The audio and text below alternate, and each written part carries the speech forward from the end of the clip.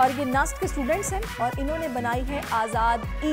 आज़ाद ई जो है वो एक पाकिस्तान की पहली लोकली मैन्युफैक्चर्ड इलेक्ट्रिक व्हीकल है। 70 रुपये में फुल चार्ज हो जाती है और 200 किलोमीटर ट्रेवल कर सकती है। मारूफ पाकिस्तानी डॉक्टर जवेरिया आतिफ को बेस्ट स्किन डॉक्टर ऑफ मुत्तहिदा अरब अमारात अवार्ड से नवाजा गया है। समझा जाता था कि पाकिस्तान के लोग इस तरह की फील्ड में आते ही नहीं हैं, हम भी इंटरनेशनल लेवल पे काम कर सकते हैं। उनका आगाज हो गया है। क्या खबरें हैं सिंध के हवाले से? सिंध में तो अभी तक कोई खास ऐसी इस तरफ मानसून हवाएं आई नहीं।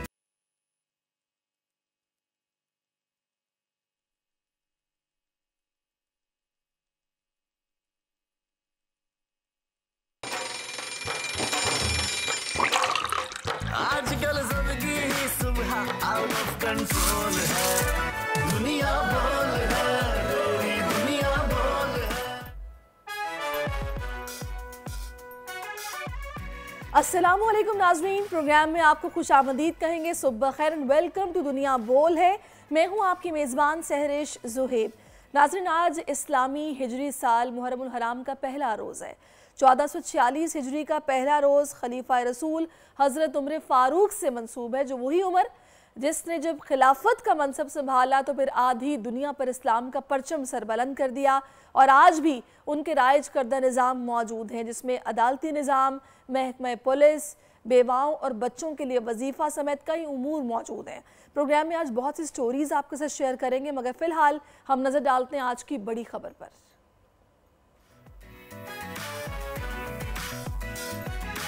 मौसम की अंगड़ाई, गर्मी के मारों की मदद को बारिश आई।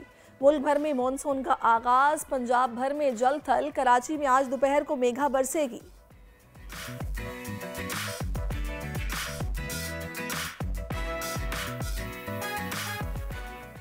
बजट में फर्टिलाइजर सेक्टर को 50 अरब की क्रॉस सब्सिडी पर एतराज़। एप्टिमा नाराज, टेक्सटाइल एक्सपोर्ट मुतासिर होने का खतरा। हुकूमत के लिए फर्टिलाइजर सेक्टर को सब्सिडी देने के पीछे वजूहात क्या हैं, ये जानेंगे आज के प्रोग्राम में। ज़रा नम हो तो ये मिट्टी बड़ी जरखेज़ है साक़ी। नस्ट यूनिवर्सिटी के तलबा इकबाल के शेर की जागती मिसाल बन गए। पाकिस्तान की पहली अर्बन इलेक्ट्रिक कार तैयार कर ली, लेकिन 6 किलोवाट DC बैटरी से चलने वाली आज़ादी की ये ऑटोमोबाइल सेक्टर में क्या इनकलाब बर्पा कर सकती है, इस पर लाजमी बात करेंगे होनहार तलबा से। और पाकिस्तानी डॉक्टर्स किसी से कम नहीं। डॉक्टर जवेरिया ने साबित कर दिखाया, दुबई की नंबर 1 डर्मेटोलॉजिस्ट करार। आज उनकी मुलाकात आपसे लाजमी होगी।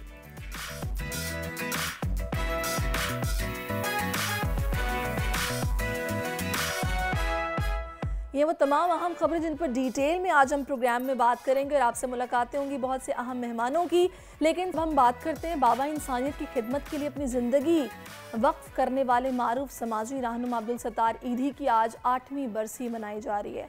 1951 में एक डिस्पेंसरी से शुरू करने वाला फलाह बहबूद का सफ़र आज दुनिया भर में ईधी फाउंडेशन के नाम से जारी है।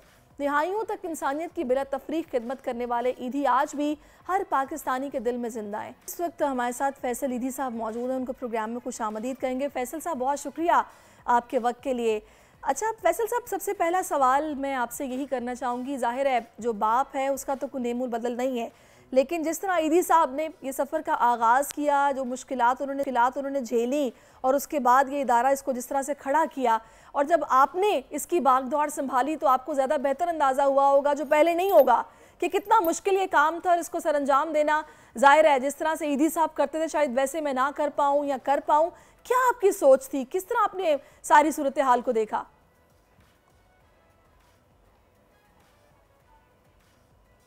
ईदी साहब ने मुझे काफ़ी अरसे पहले से जो है वो इस काम के लिए तैयार करना शुरू कर दिया था। जब मैंने अमेरिका छोड़ के 92 में पाकिस्तान आना जो है वो बेहतर समझा, क्योंकि ईदी साहब से अमेरिका में रहते हुए भी बात होती थी, तो ईदी साहब कहते थे अमेरिका छोड़ दो, तुम्हारा दिल वहाँ पे नहीं लगता। तो फिर मैं उसके बाद फिर ईदी साहब के साथ जुड़ गया, और ईदी साहब का जब इंतकाल हुआ तो उस वक्त इंतकाल से कुछ अर्से पहले तक मैंने ईदी साहब को यही कहता था, ईदी साहब अब चले जाएंगे, हम किस तरह से चलाएंगे, इतना बड़ा इदारा आपने बना दिया है। तो ईदी साहब कहते थे कोई फ़र्क नहीं पड़ता, इंशाल्लाह बहुत अच्छे तरीके से तुमने चलाया है इदारे को भी मेरे साथ रहते हुए, और अब भी तुम चलाओगे, तुम बिल्कुल घबराना नहीं, मम्मी भी हैं, बहनें भी हैं साथ में, और कोई भी इशू नहीं बनेगा। तो फैसल साहब, कोई ऐसा मौका जो कि अब जब जब आता है आपको अपने वालिद की याद आती है और आपको ये ख्याल आता है कि काम मेरे वालिद इस तरह करते थे कि शायद मेरे से वैसे नहीं हो पा रहा, या फिर जो बात उनकी थी वो वैसे नहीं, ज़ाहिर है इंसान को ख्याल आता है ना, कोई ऐसा वाक़या?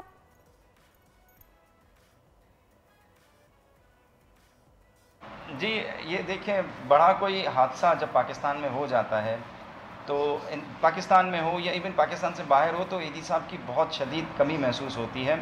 जैसे अभी 2022 में सैलाब आया अपना 23 में सिंध में, तो 22-23 शायद था, तो उसमें जो बारिशें हुई सिंध, बलूचिस्तान, पंजाब, सदर्न पंजाब के इलाकों में, मैं बहुत ही घबरा गया था। लेकिन मेरे बेटे ने जो है वो भरपूर मेरा साथ दिया और एक जोड़ी बन जाती है ईदी साहब की, और एक मेरी जोड़ी बन गई थी आखिरी ईदी साहब की ज़िंदगी में। और हम एक दूसरे से जो है वो ज़हनी तौर पे बहुत ही मिले हुए थे, मतलब एक जोड़ी बनी हुई थी। मेरी जो है वो मेरे बेटे के साथ बन चुकी है, और मुझे कोई भी काम मुश्किल लगता है या करना होता है तो मेरा बेटा मेरा साथ देता है, या एक हिस्सा मैं शुरू कर देता हूँ, दूसरा हिस्सा वो कर देता है, तो दो हाथ हो जाते हैं हमारे। और ईदी साहब के ज़माने में भी हम यही करते थे, और आज भी जो है वो अल्लाह ताला ने मुझे मेरे बेटे की शक्ल में एक और बेटा भी मेरा इंशाल्लाह तैयार हो जाएगा, और वो इस काम में आएगा तो मैं उसको भरपूर मौका दूंगा काम करने का, क्योंकि इससे बहुत ही दिली तस्कीन होती है, अच्छी मतलब ज़मीर जो है वो बहुत मुतमईन होता है कि हम किसी के काम आ रहे हैं और मदद कर रहे हैं, और अल्लाह हमें साथ भी दे रहा है। और पाकिस्तानी अवाम का मैं फिर से शुक्रिया अदा करता हूँ कि इन्होंने हमेशा ईदी फाउंडेशन का हाथ बटाया है और हमेशा से बटाते रहे हैं। हालांकि इतना प्रोपेगंडा है मुख्तलिफ जो है वो नस्ल परस्तों की तरफ से, मज़हब परस्तों की तरफ से, तो इसके बावजूद भी अवाम हमारा साथ देते हैं। मैं इनका बहुत शुक्रिया अदा करता हूँ कि ईदी साहब का ये पैगाम इनको दूंगा कि इंसानियत से बढ़ के कोई भी चीज़ नहीं है। बिल्कुल ऐसा ही है। अच्छा, एक जोड़ी आपने बताया कि आपके वालिद की और एक आपकी जोड़ी बनी, लेकिन एक जोड़ी आपके वालिद और वालदा की जो कि अल्लाह ने भी बनाई, और जिस तरीके से वो साथ चले, आप यकीन जानिए कि ज़ाहिर है वो शख्सियात हैं दोनों कि जो दुनिया को इंस्पायर करती हैं कि अल्लाह हमें भी मौका दें ऐसा बनने का, या फिर ऐसे मुल्क की खिदमत करने का, खिदमत खल्क का। तो मुझे आप बताएंगे कि आपको ज़ाहिर एक सोच आपकी भी होगी अपने वालिद और वालदा को जब आपने मुश्किलात काटते देखा, इस इदारे को खड़ा करते देखा, क्योंकि पाकिस्तान में कहा जाता है कोई भी ऐसा फलाही इदारा चलाना किसी जिहाद से कम नहीं है। तो आपकी क्या सोच हुआ करती थी, अब है?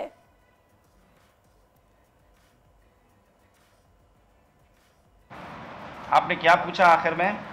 मैं आपसे ये जानना चाह रही हूँ कि पाकिस्तान में कहा जाता है किसी भी फलाही इदारे को चलाना किसी जिहाद से कम नहीं है, तो जो मुश्किलात आपके पेरेंट्स ने उठाई इस इदारे को खड़ा करने में, वो आपने देखी होंगी, कुछ शेयर करेंगे हमारे साथ?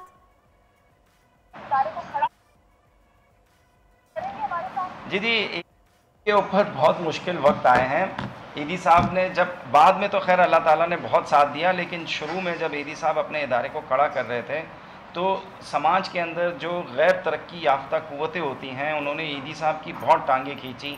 ईदी साहब के ख़िलाफ़ इतने प्रोपेगंडा किए, मजहबी अनासर मौजूद थे इसमें, ये जो दौलतमंद होते हैं, सरमायादार होते हैं, ये लोग मौजूद थे। ये लोग जो है ईदी साहब को काम करने नहीं देना चाहते थे, क्योंकि जिन ख्यालात के तहत ईदी साहब इंसानियत की खिदमत करना चाहते थे वो पसंद नहीं करते थे। वो अपनी ज़ाती नुमाइश जो है, वो सरमायादार जो हैं वो ज़ाती नुमाइश चाहते थे, तो ईदी साहब के ख़िलाफ़ हमेशा प्रोपेगंडा करते, अजीब अजीब किस्म के कि ये दीन के ख़िलाफ़ काम कर रहा है, ये इसके ख़िलाफ़ काम कर रहा है, ये कौम के ख़िलाफ़ काम कर रहा है, तो इनके ऊपर ये इल्ज़ामात लगते थे। लेकिन ईदी साहब हमेशा साबित कदम रहे और आखिर तक जो है वही तबका ईदी साहब के ख़िलाफ़ बोलता रहा। ईदी साहब की मैयत पड़ी हुई थी और ये जो है वो अनाप शनाप यूट्यूब पे बकवास कर रहे थे, लेकिन हमने बिल्कुल नज़रअंदाज किया इसको, क्योंकि लोग जो है अब जवाब देते हैं, ईदी साहब से मोहब्बत करने वाले जवाब देते हैं।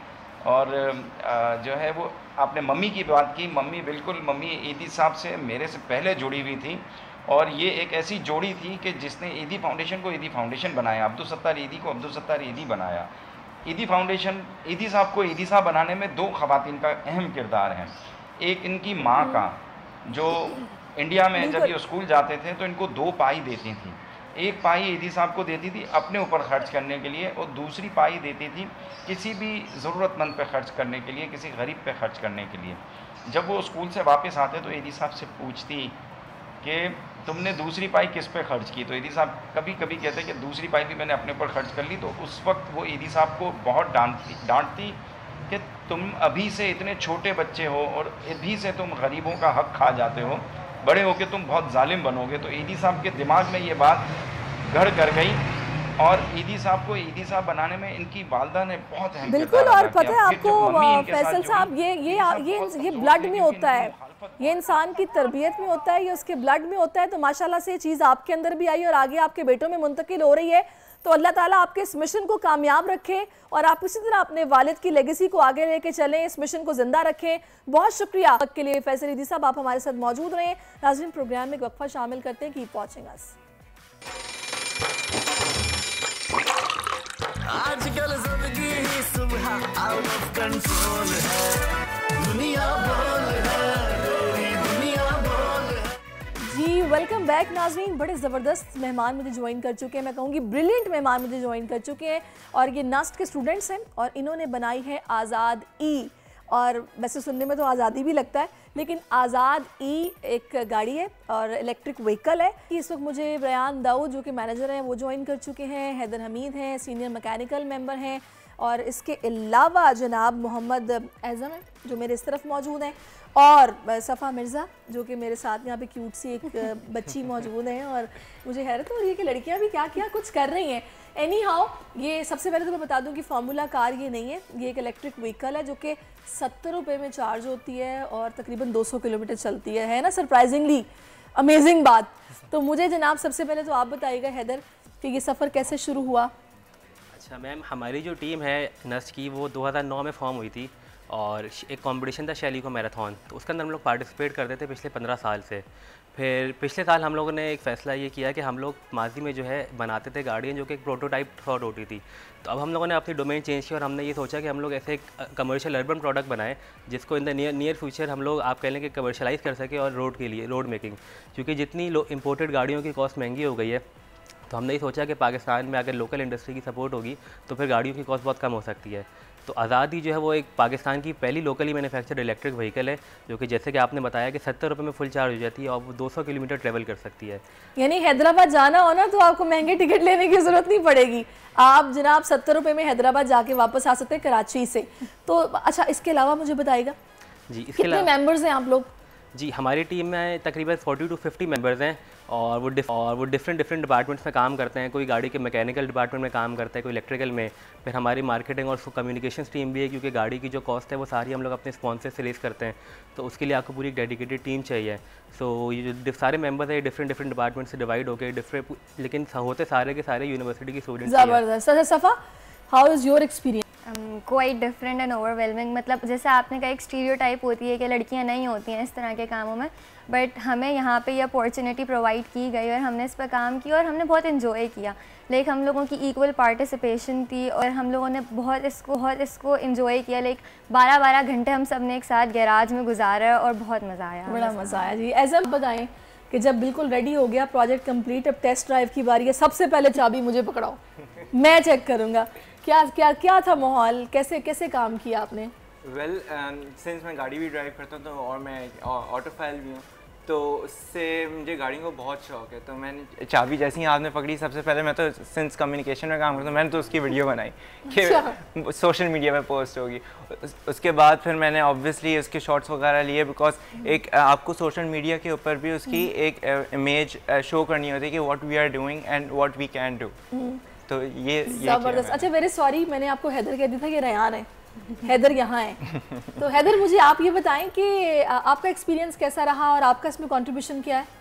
मेरा बहुत अच्छा एक्सपीरियंस रहा क्योंकि मुझे जो है वैसे ही डिज़ाइनिंग वगैरह का बहुत ज़्यादा शौक था। तो जो है कार डिज़ाइनिंग जो अभी जो शेप है वो एरोडायनामिकली उसको करना, ये सब जो है ये सारी ने मुझे मतलब कि बहुत ज़्यादा मैं उसमें जो आया हूँ तो ये हुआ है कि बहुत ज़्यादा मुझे अपॉर्चुनिटीज़ मिली हैं, है ना, अपनी स्किल्स को बेहतर करने में। सॉफ्टवेयर्स बहुत सारे मुझे अपॉर्चुनिटी मिला कि बहुत ज़्यादा सॉफ्टवेयर मुझे पता चले कि ये सॉफ्टवेयर हैं ये सब। अच्छा ज़बरदस्त। अच्छा मैं अब आपकी तरफ रयान वापस आती हूँ। तो अगर स्पॉन्सर्स आपको मिले, फिर आप लोग ज़ाहिर है प्रोजेक्ट आपका कंप्लीट हुआ है, तो इसमें कितनी लागत आई है? इसकी जो लागत आई है वो आप समझे तकरीबन 30 लाख रुपए आई है, लेकिन ये सस्ती तो ये भी नहीं है।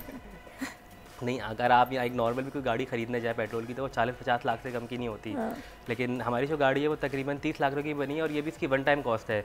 आप जब थोड़ा सा इकोनॉमीज ऑफ स्केल को स्टडी करते हैं कि अगर एक गाड़ी मैंने 1 यूनिट बनाई है, इसकी जगह अगर मैं 100 यूनिट बनाऊँ तो उसकी जो कॉस्ट है वो बहुत ज़्यादा मैं तो सोच रही थी कि इंडिया की तरह कोई 1-2 लाख रुपए की इंडियन 1-2 लाख रुपए की गाड़ी यहाँ पे 3-4 की हो जाएगी तो शायद वो कॉस्ट होगी, अब तो 30 लाख में चले गए। नहीं, जैसे मैं आपको बता रहा हूँ, अगर जब आप हम इंशाल्लाह इसकी प्रोडक्शन की तरफ जाएंगे तो उसमें जब आप यूनिट्स की प्रोडक्शन इंक्रीज़ कर दे तो उसकी कॉस्ट काफ़ी कम हो जाती है। तो हमने जो एक अभी कंपटीशन के लिए हमने स्टडी की थी तो उसमें यही था कि अगर हम लोग इसके 100 यूनिट्स प्रोड्यूस करते हैं 3 साल के अंदर अंदर तो इसकी कॉस्ट जो है वो 12 से 15 लाख रुपए पर गाड़ी आ जाएगी। चलो तो ये ज़्यादा बेहतर है। अच्छा सफ़ा, आप लोग कंपटीशन में भी जा रहे हैं? जी, टेक्नोफेस्ट है, टर्की में होगा एंड इट्स लाइक हम पाकिस्तान की पहली टीम है जो इसमें पार्टिसिपेट करने वाले हैं और अगर हम वहाँ पे जाते हैं it's like winning is obviously एक गोल होता है लेकिन वहाँ पे जाना इन इट सिर्फ हमारे लिए एक बहुत बड़ी अचीवमेंट होगी। तो wishes all the best. All the best ji. अच्छा बैज़म, अगर आप लोग वहाँ से कंपटीशन जीत जाते हैं, आपको सर्टिफिकेशन मिल जाती है, फिर नेक्स्ट क्या प्लान आप लोगों का होगा? हमारा इंशाल्लाह कि नेक्स्ट कंपटीशन को हम लोग एक हमारा अपना गोल बनाएं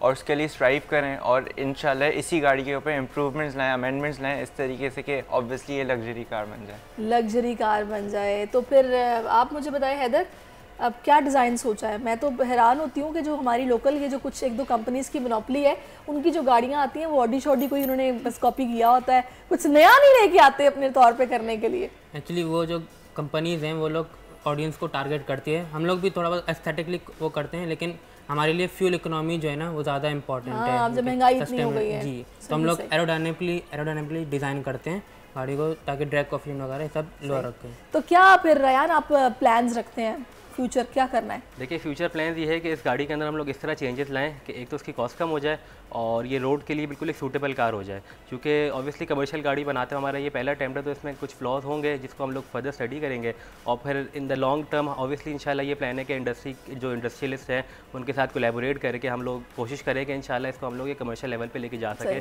जिससे पूरे मुल्क का फायदा हो। जिनसे आप कोलैबोरेशन करना चाह रहे हैं ना, मैं उनको मैसेज दे देती हूँ कि भाई ये बच्चे हैं बड़ी मेहनत कर रहे हैं तो प्लीज़ इनके साथ कोऑपरेट करें, कुछ इन्वेस्टमेंट्स आप लाएं, इनके आइडियाज़ लें तो बड़ा अच्छा कुछ ना कुछ बन सकता है। तो thank you so much all of you कि आप लोग तशरीफ़ लाएं और आप लोगों ने इस हवाले से बात की है। प्रोग्राम में एक ब्रेक शामिल करते हैं, स्टे विद अस। आजकल सबकी ही सुबह आउट ऑफ कंट्रोल है, दुनिया बोल है, दुनिया बोल है। वेलकम बैक नाज़रीन। मुल्क की मईशत को 2 तरह के शोबे चलाते हैं, एक वो जो हमारी मुआशी तरक्की के लिए नागुज़ीर होते हैं जिनमें इंडस्ट्रियल सेक्टर सबसे अहम है और कुछ सेक्टर्स ऐसे होते हैं जिनसे कौमी मफाद जुड़े होते हैं जो हमारी बका के लिए ज़रूरी है, जिन पर हमारी मईशत की बुनियाद टिकी होती है, जैसे एग्रीकल्चर सेक्टर है।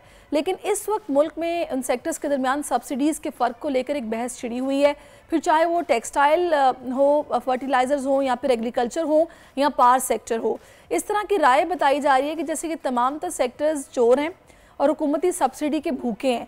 इसकी बड़ी वजह हालिया बजट में फर्टिलाइज़र सेक्टर को RLNG जो टैरिफ है उसकी मद में दी जाने वाली 50 अरब की क्रॉस सब्सिडी है, जिस पर टेक्सटाइल सेक्टर ने शदीद तहफ़्फ़ुज़ात का इजहार करते हुए इसे गैर कानूनी करार दिया है, क्योंकि इस तरह की क्रॉस सब्सिडीज़ में एक सेक्टर को फ़ायदा पहुँचाने के लिए दूसरे सेक्टर पर दबाव बढ़ेगा, जिससे टेक्सटाइल एक्सपोर्ट मुतासर होने का खदशा है।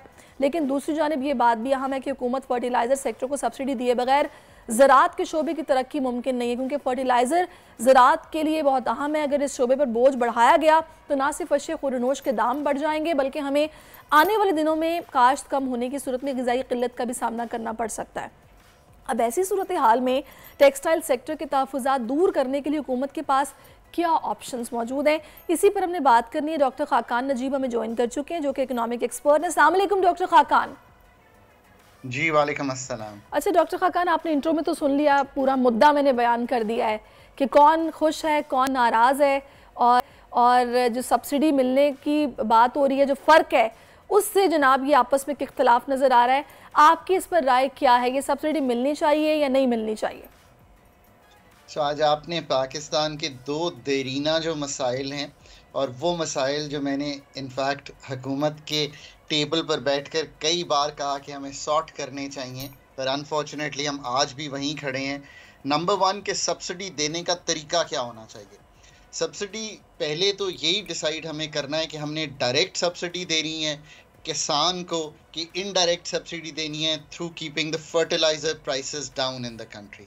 Here is my 2 cents on it. Pakistan में इस वक्त 1363 अरब रुपए की एक सब्सिडी जो है इनडायरेक्टली देने का इस साल का हुकूमत ने एक हुजम रखा है। ये पिछले साल से 20-25% ज़्यादा है।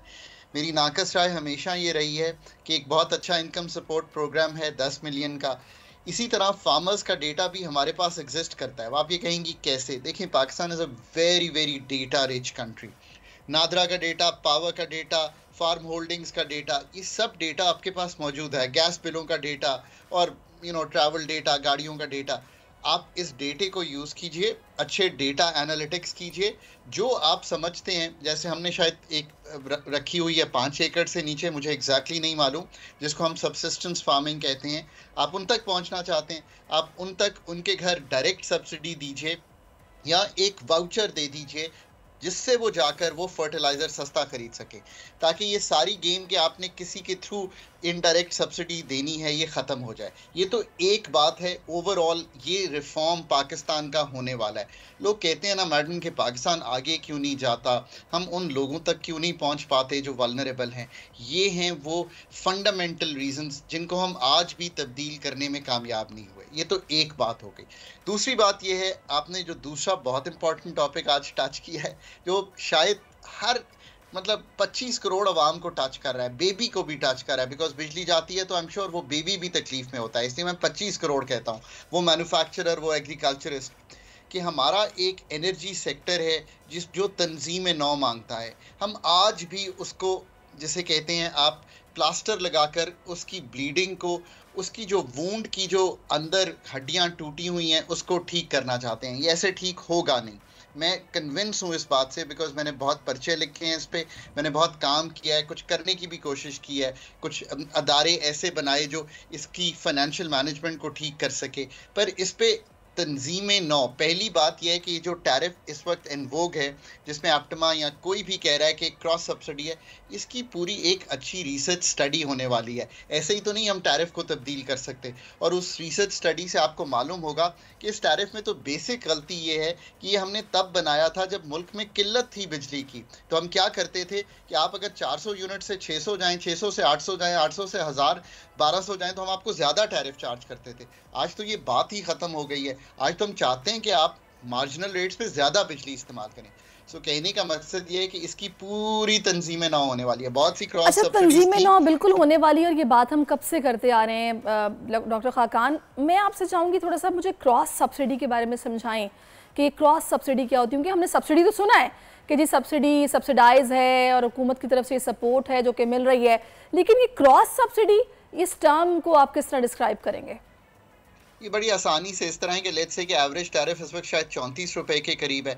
तो लेट्स से कि आप जो फर्टिलाइज़र का टैरिफ है वो कर दीजिए 30 रुपए एवरेज टैरिफ पे। हम बहुत आसान लफ्ज़ों में 4 रुपए आपने कहीं मेकअप करने हैं तो वो 4 रुपए आप इंडस्ट्रियल सेक्टर पे डाल दीजिए या मैन्युफैक्चरिंग पे डाल दीजिए, तो उनका टैरिफ 38 रुपए हो जाएगा। तो जो 4 रुपए आपने फर्टिलाइज़र को सब्सिडी दी, वो ली आपने 4 रुपए इंडस्ट्रियल सेक्टर से या मैन्युफैक्चरिंग से या किसी पर्टिकुलर मैन्युफैक्चरिंग से, और वो फर्टिलाइज़र को दे दी। इसका मतलब होता है कि जो टैरिफ में क्रॉस सब्सिडी है वो एग्जिस्ट करती है, वो आप, मैं या कोई कमर्शियल यूज़र नहीं दे रहा, बल्कि वो एक पर्टिकुलर सेक्टर दे रहा है। ये तो जाकर स्टडी करना पड़ेगा कि क्या वाकई ऐसा है, और अगर ऐसा है तो क्यों है।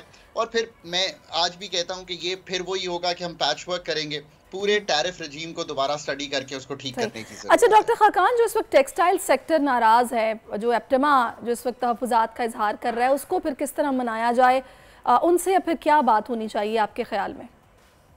ये तो हमारा एक ऐसा ख़ास सेक्टर है ना, जिसको हम शुरू से लेके आज तक, चाहे वो टर्फ की रजीम हो जिसमें 1% पर, आप यकीन करेंगी कि 1% देने जाए आपको कोई 22% पे भी नहीं देगा।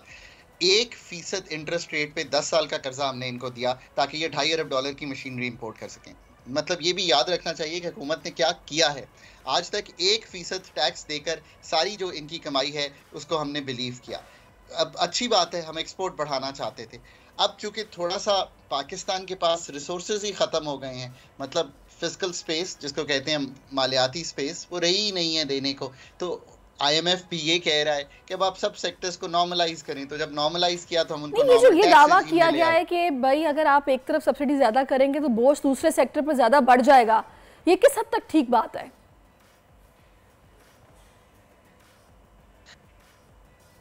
अब लोग इसलिए इसको ज़्यादा जिसे कह रहे हैं उभार रहे हैं बिकॉज जो बाकी चीज़ें उनके पास थी उनको कम किया जा रहा है बिकॉज मालियाती स्पेस ख़त्म हो रही है और एक लेवल प्लेइंग फील्ड भी क्रिएट की जा रही है। बट मैं फिर कहता हूँ कि टेक्सटाइल सेक्टर में भी ऐसी कंपनीज तो एग्जिस्ट करती हैं जो आज भी बहुत मुनाफा कमा रही हैं। सो उनको भी अपनी जो एफिशिएंसीज हैं उनको ठीक करना है। हुकूमत पर रेंट सीकिंग बिहेवियर रख कर, यानी कि ये कोशिश करके दबाव डाल के ज़िंदगी सारी ज़िंदगी काटी नहीं जा सकती। मैं इलेक्ट्रिसिटी टैरिफ में तो बिलीव करता हूँ कि वो ठीक होना है, पर वो ठीक एप्टमा के लिए नहीं होना, वो ठीक एग्रीकल्चर के लिए नहीं होना, मैन्युफैक्चरिंग के लिए नहीं होना, पूरे पाकिस्तान के लिए ठीक होना है।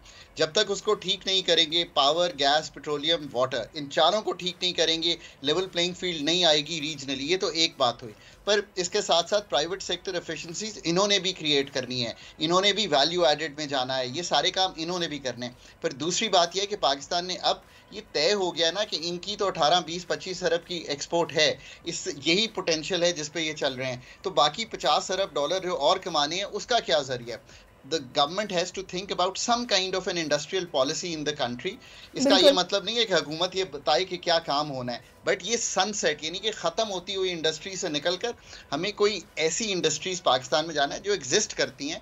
सर्जिकल है, स्पोर्ट्स गुड्स है, लेदर है, कुछ थोड़ा बहुता हम इंजीनियरिंग गुड्स समझते हैं, कुछ फूड प्रोसेसिंग है, कुछ एग्रीकल्चर है। बिल्कुल, वो तो बहुत सारे सेक्टर्स हैं, वो तो बिल्कुल अब डॉक्टर साहब ठीक कह रहे हैं। अच्छा, मुझे एक बात बताइएगा, ये जो एक परसेप्शन अवाम में बिल्ड किया जा रहा है या हो रहा है कि ये सेक्टर्स जो होते हैं ये तो सब्सिडी के भूखे होते हैं, इनको ज़ाहिर है सिर्फ अपना मफाद अजीज़ होता है, तो ये बस कोशिश इनकी ये होती है कि जितना हो सके हमें मौका मिल जाए। ये तासुर ठीक कायम किया जा रहा है या फिर ये गलत है? पाकिस्तान में बहुत से ऐसे सेक्टर्स हैं जिनको हमने कंपेटिटिव बिहेवियर में नहीं आने दिया। इसका मतलब यह है कि हमने उन इंडस्ट्रीज को प्रोटेक्टेड रखा। ये एक सोच ये थी, ये एक सोच ऐसी थी कि अभी हमारी ये इंडस्ट्री जो है नेसेंट है, इनके बच्चे हैं, ये इनको बड़ा होने तक मतलब साथ साथ इनको ख़ास ट्रीटमेंट दिया जाए, पर वो ट्रीटमेंट कभी ख़त्म ही नहीं होने को आ रहा। जैसे अभी मैंने कुछ आपको मैन्युफैक्चरिंग की मराहत बताई।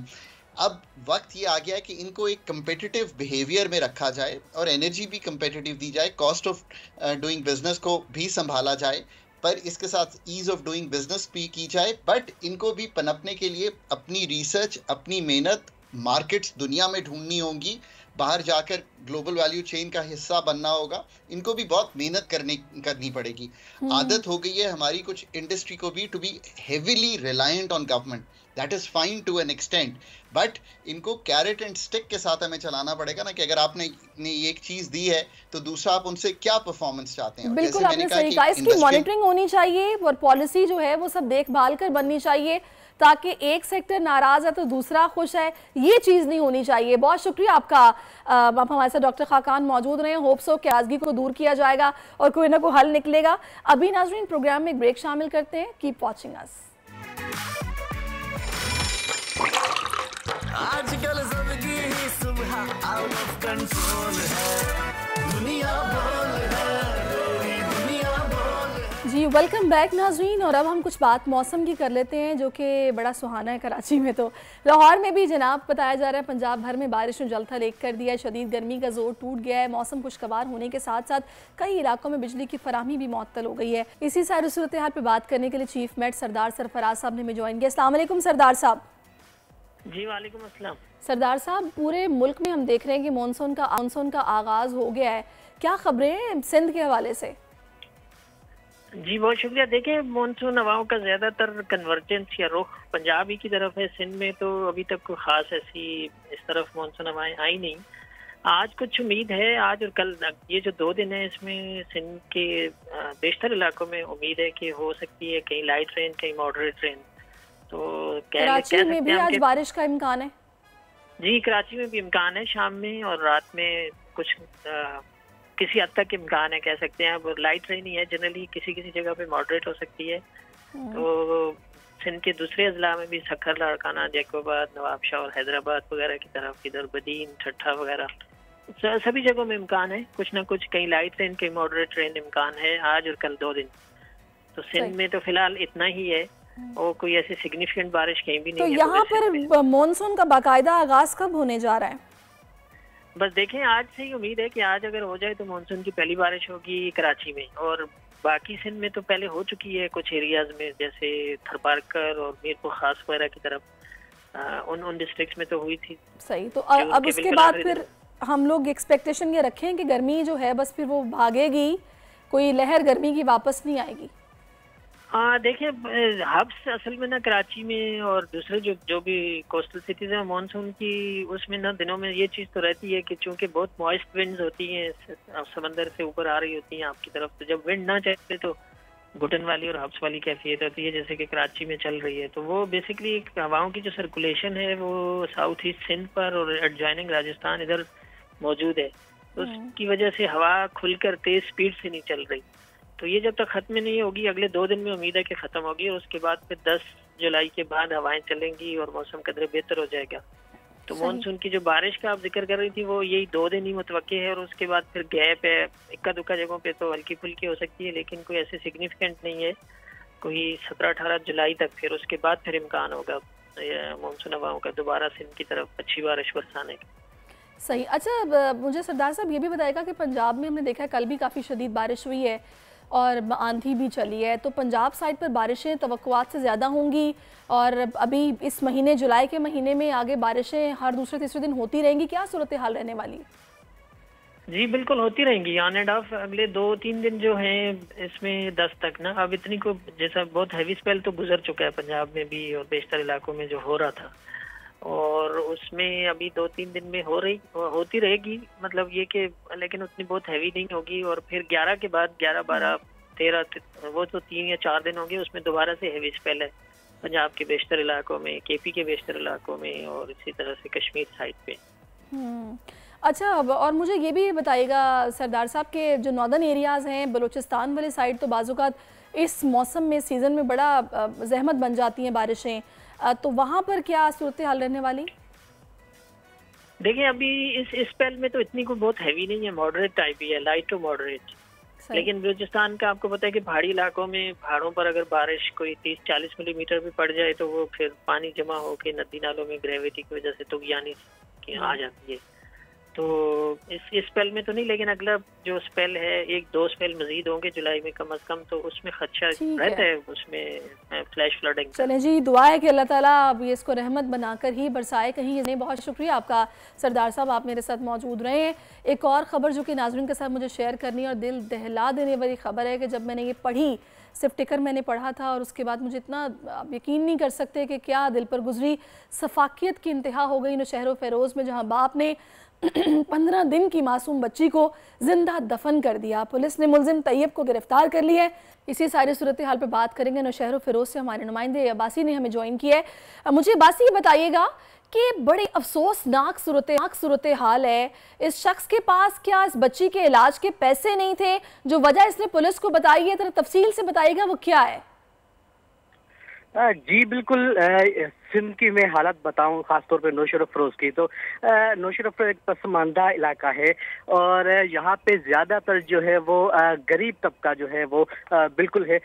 इलाज के हवाले से मैं बताऊं कि ये 15 दिन की बच्ची पैदा हुई थी, तकरीबन जो 15 दिन हुए थे, लेकिन इलाज पैदा होने के बाद जो है बिल्कुल बीमार थी। तो ये इतने गरीब है, मजदूर तबका है, डेली वेजेस पे जो काम करते हैं, कभी दिहाड़ी लगती है कभी नहीं भी लगती, तो बेचारों को इलाज के लिए पैसे नहीं। यहाँ पे अगर हम डॉक्टरों की बात करेंगे तो प्राइवेट क्लिनिक है, उनकी तो इतनी भारी फीस है, 500, 600, 1200 रुपए फीसेज है। गवर्नमेंट हॉस्पिटल की अगर हम बात करें, बताइएगा कि ये बच्ची बीमार थी, तो ये तो बड़ी अजीब सी बात है, ये वो कोई बेजान चीज तो नहीं थी कि अगर उसके पास उसका कोई हल नहीं था तो उसने उसको दफन कर दिया। ये उसको क्या मतलब इलाज के पैसे ना होने पर इसने दफना दिया, कोई घरेलू नाचाकी है, कोई इस तरह के मसाइल भी थे?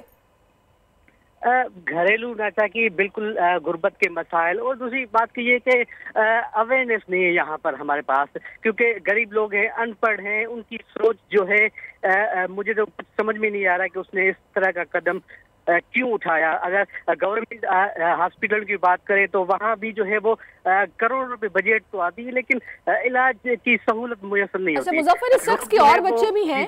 इस शख्स के और बच्चे भी हैं? इसके बताया जा रहा है कि इसके 2-3 और भी बच्चे हैं, लेकिन ये बच्ची जो थी वो भी पैदा हुई लेकिन बीमार थी, तो ये इलाज नहीं कर पाया। अच्छा, एक बात और बता दें कि इसके पड़ोसियों को इसने बच्ची को दिया और उन्होंने वापस कर दी, तो उन्होंने लिया क्यों अगर उन्होंने उसको रखना नहीं था तो? जी बिल्कुल, इन्होंने यही बताया कि मैंने इलाज के लिए, और पड़ोसियों को कहा कि आप अपने पास रखें, इसको आप पालें और इसका इलाज करवाएं, मैं गरीब बंदा हूँ। लेकिन पड़ोसियों ने भी जो है वो इनकार कर दिया, क्योंकि वहाँ भी गुर्बत थी, तो उनके पहले भी बच्चे थे तो वो उन्होंने नहीं लिया। उसके बाद अचानक इन्होंने दफना दी। दफनाने के बाद भी 2 दिन के बाद जो है वो पता चला कि इन्होंने ये इक़दाम जो है उठाया है। उसके बाद पुलिस जो है वो पुलिस हरकत में आई है और इसके खिलाफ कार्रवाई हो रही है। जाहिर है कार्रवाई होगी तो इस तरह के लोगों को भी पता चलेगा कि ये जुर्म है जो नहीं करना। बहुत शुक्रिया आपका मुजफ्फर, आप हमारे रहे हैं। अभी मुझे प्रोग्राम में एक ब्रेक शामिल करना है, आप हमारे साथ रहिए।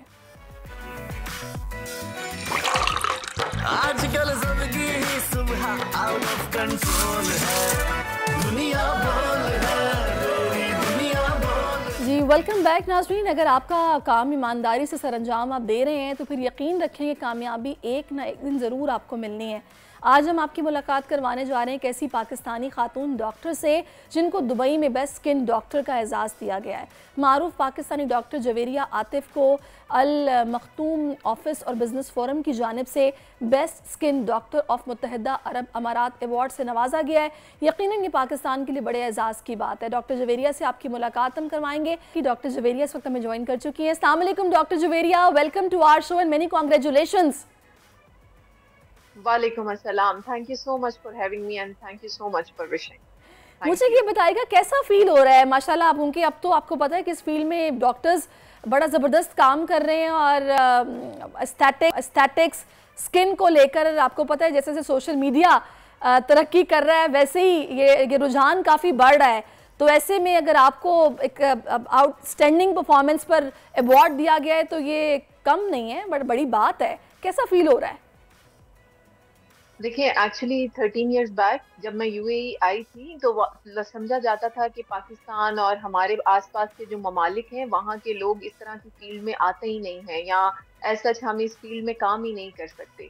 तो उस सारी हवा को बदलना और उन लोगों के कॉन्सेप्ट को बदलना और उनको ये बताना कि हम भी इंटरनेशनल लेवल पे काम कर सकते हैं और करके दिखाना और फिर ये अवार्ड लेना, डेफिनेटली आप किसी भी लेवल पे जब अपने कंट्री का नाम रोशन करते हैं तो बहुत अच्छा फील होता है। I think it's the best feeling in the world और बहुत अच्छा लग रहा है, अल्हम्दुलिल्लाह। ज़बरदस्त। अच्छा मुझे बताइएगा, ये सफ़र जब इसका आगाज़ हुआ और जब आपने ये डिसाइड किया कि आपको यूएई जाना है तो ऑब्वियसली आपके जहन में होगा कि पता नहीं कैसे चैलेंजेस मुझे वहाँ फेस करने पड़ेंगे और पता नहीं कैसी मार्केट होगी, कैसे जगह बनेगी, कैसे रिकग्निशन मिलेगी।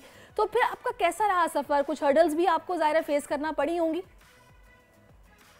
कुछ नहीं, बहुत सारी हर्डल्स। जैसे कि मैंने आपको बताया कि यहाँ पे शुरू में ये कॉन्सेप्ट था कि फील्ड में एंटर होना ही बहुत मुश्किल है। जब मैं यहाँ पर आई तो मैं यहाँ पे काम करने के लिए एक्चुअली एलिजिबल ही नहीं थी, और उसके बाद मैंने यहाँ पे डिफरेंट तरह के एग्जाम्स दिए। मुझे ट्रेनिंग सीट्स नहीं मिल रही थी, मेरिट बहुत अच्छा होने के बावजूद, लेकिन लैंग्वेज बैरियर्स थे, और in total I had to take almost 4 exams, जिनके बाद मैं यहाँ पर फील्ड में एंटर हो पाई थी। और अगर आप अंदाज़ा लगाएं तो यहाँ पे पहली जॉब हासिल करने के लिए मैंने मोर देन 40 क्लिनिक्स में अप्लाई किया था, क्लिनिक्स एंड हॉस्पिटल्स में। तो बहुत लंबा सफ़र था। अगर आज भी मैं वो दिन याद करती हूँ तो लिटरली आई फील के पता नहीं कैसे कर लिया, बहुत बहुत मुश्किल था। सही।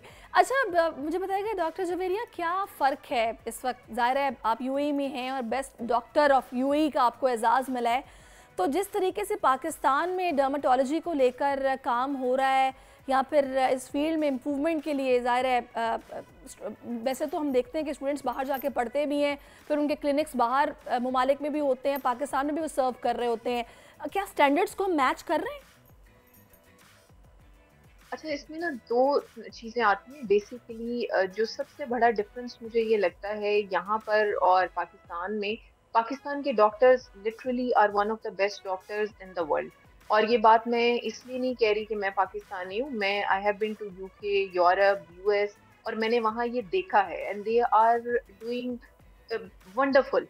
तो जो मेन डिफरेंस है वो वहाँ आता है जब वो लोग जो डॉक्टर नहीं हैं वो भी एज अ डॉक्टर प्रैक्टिस कर रहे होते हैं, तो वहाँ पे जो केयर है डेफिनेटली वो टोटली चेंज हो जाती है। ये चीज़ यूएई में पॉसिबल नहीं, क्योंकि जो हेल्थ अथॉरिटी है वो बहुत स्ट्रिक्ट है, everything is regulated by government. आप किसी भी लेवल पे कुछ भी ऐसा नहीं कर सकते जो कि अलाउड नहीं है। तो ये एक छोटा सा डिफरेंस जो है ये बहुत बड़ा चेंज क्रिएट कर देता है उस केयर में जो आप अल्टीमेटली लोगों को प्रोवाइड करते हैं। एक चीज, दूसरी चीज ये कि पाकिस्तान के जो डॉक्टर्स हैं उनको, क्योंकि हमारा जो मेडिकल कॉलेज का स्टिल स्टडी का निज़ाम है वो वही चल रहा है जो तब था जब मैं मेडिकल कॉलेज में थी। I am basically Allama Iqbal medical college की ग्रेजुएट हूँ, मैं गोल्ड मेडलिस्ट भी हूँ अल्लामा इकबाल मेडिकल कॉलेज की। तो जो हमारे टाइम पे निज़ाम था आज भी वही निज़ाम है। उन्होंने डॉक्टर्स को किसी भी किस्म के जो नए आने वाले चैलेंजेस हैं उनको कैसे ओवरकम करना है, फेस करना है, उसके बारे में कोई स्पेशल एजुकेशन नहीं दी। तो वो डॉक्टर जो हैं वो पर्टिकुलरली स्किन के जो शोबा है उसमें आपको डेफिनेटली सोशल मीडिया जो प्लेटफॉर्म्स हैं उन पे अपना एक नाम बनाना पड़ता है, अदरवाइज वो लोग जो डॉक्टर नहीं हैं वो आपकी जगह काम करना शुरू कर। अच्छा, इसमें पता है मुझे लगता है मैं चाहूँगी डॉक्टर जवेरिया थोड़ा सा मुझे बताएगा इसके ड्रॉबैक्स क्या हैं, क्योंकि हम देखते हैं कि सिर्फ वो स्टाफ जो कि डॉक्टर्स को असिस्टेंस के लिए उनके साथ मौजूद होते हैं वो साल 2-2 साल काम करने के बाद मशीनरी मंगवाते हैं, अपने एस्थेटिक क्लिनिक्स खोल के बैठ जाते हैं। फिर बहुत सारे सैलॉन्स में हम देखते हैं कि ये काम हो रहा है कि इंजेक्शंस भी लग रहे हैं और मुख्तलिफ किस्म के ट्रीटमेंट्स दिए जा रहे हैं विदाउट एनी सर्टिफिकेशन, ये सब हो रहा है। फिर पाकिस्तानी जो लोग हैं उनमें भी ये प्रॉब्लम भी है कि वो ये जहमत भी नहीं करते हैं कि वो पहले चेक करें कि आया ये डॉक्टर प्रोफेशनल है या नहीं है। तो इस हवाले से जो मैकेनिज्म वहाँ फॉलो हो रहा है वो क्या है जो यहाँ हमारे यहाँ होना चाहिए? लॉ सबसे यहाँ पर क्यों कोई भी इंसान जो डॉक्टर नहीं है वो एज अ डॉक्टर प्रैक्टिस नहीं कर पाता, क्योंकि आप क्लिनिक ओपन ही नहीं कर सकते। You have to be a doctor. आप तब तक क्लिनिक को फंक्शनल ही नहीं कर सकते जब तक किसी डॉक्टर का लाइसेंस आपके क्लिनिक के साथ अटैच नहीं है। तो जो लॉ है वो आपसे सब कुछ करवा लेता है मेरे ख्याल से बेसिकली। और थोड़ा सा हमारी जो अवाम है उसका भी एक प्रॉब्लम है कि हम लोग थोड़े सादा या थोड़ी भेड़ चाल का शिकार हो जाते हैं कि हमने सोशल मीडिया पे देखा कि एक वैसे तो मैं हमेशा कहती हूँ कि इन्फ्लुएंसर ब्लॉगर होना इजी नहीं है, वो लोग बहुत मेहनत करते हैं जो हमें नज़र नहीं आती, तब जाके इतनी अच्छी फॉलोइंग बनती है। लेकिन दैट डजंट मीन कि वो हर चीज़ के एक्सपर्ट हो गए हैं। तो वो कोई भी चीज़ जो रिकमेंड करते हैं लोग उसको ब्लाइंडली फॉलो करना शुरू कर देते हैं। मैं हमेशा लोगों को कहती हूँ कि वो लोग आपको चीज़ें बताते हैं एक्सपोजर के लिए, उसके बाद बेसिकली आप लोगों की अपनी ड्यूटी होती है कि उस क्लिनिक में जाने से पहले या उस डॉक्टर के पास जाने से पहले आप ये रिसर्च करें कि आया वो क्लिनिक ठीक है, वो डॉक्टर है भी। पाकिस्तान में मतलब मैं जब रिसेंटली आई तो मैंने देखा जी सही। अच्छा, मैं चाहूंगी मैंने देखा कि कुछ बहुत सारे ऐसे डॉक्टर्स बहुत फेमस हैं जो एक्चुअल में डॉक्टर हैं ही नहीं और लोग बिल्कुल ऐसा ही है। अच्छा, पता है इसमें डॉक्टर जवेरिया ये चीज़ भी होती है कि हमारे बहुत सारे ब्लॉगर्स ऐसे भी हैं कि जो शायद फर्स्ट टाइम ब्लॉगिंग के लिए जाते हैं डॉक्टर्स के पास और अभी जो उनसे सर्विसेज वो ले रहे होते हैं उसका फीडबैक बाद में आना होता है, लेकिन वो वीडियो पहले ही अपलोड हो जाती है कि मैं यहाँ पे हूँ और सर्विसेज बहुत अच्छी हैं और बड़ा अच्छा लग रहा है। तो खैर ये एक चीज़ है, ये इस पर बिल्कुल लोगों को सोचना चाहिए। वो कहते हैं ना किसी का फेस आप अगर रेड देखेंगे मैं आपको जी बिल्कुल बात कर रही हूँ, अगर कोई भी एक्टर या एक्ट्रेस किसी सरफ की एड में आता है तो दैट डजंट मीन कि उसके घर में कपड़े उसी सरफ से धोए। बिल्कुल। और ये सोचना तो हमारे लोगों का काम है। बिल्कुल आपने सही कहा। अच्छा, मुझे बताएं क्या इरादा है, पाकिस्तान आके सर्व करने का इरादा है? यहाँ भी क्लिनिक आपने बनाया हुआ है या बनाना है? पाकिस्तान आने का इरादा तो डेफिनेटली है, और अब तो बहुत स्ट्रॉन्ग इरादा है, क्योंकि बहुत एक बड़ी तादाद में लोग जो है वो मुझ पर ट्रस्ट करना शुरू हो गए हैं, मेरे साथ अटैच होना शुरू हो गए हैं। बहुत सारे पाकिस्तान से लोग हैं जो एक्चुअली स्पेशली यहाँ आते हैं, वो they stay here for 2-3 months, अपना इलाज कंप्लीट करते हैं और वापस जाते हैं। तो इंशाल्लाह अगर मैं ऐसा कर पाऊँ कि मैं वहाँ पे परमानेंटली तो नहीं, लेकिन विजिटिंग डॉक्टर के तौर पे आ सकूं और सर्व कर सकूं, क्योंकि मेरे मुल्क का मुझ पे हक है।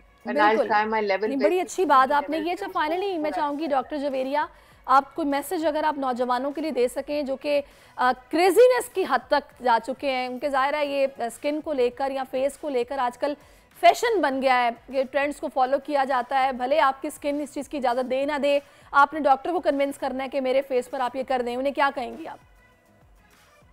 आपकी स्किन ट्रेंड नहीं है, आपकी स्किन केयर ट्रेंडी नहीं होनी चाहिए। आपकी स्किन, आपकी जो स्किन केयर है या आपकी स्किन के ट्रीटमेंट जो है वो आपकी स्किन के अकॉर्डिंग होने चाहिए।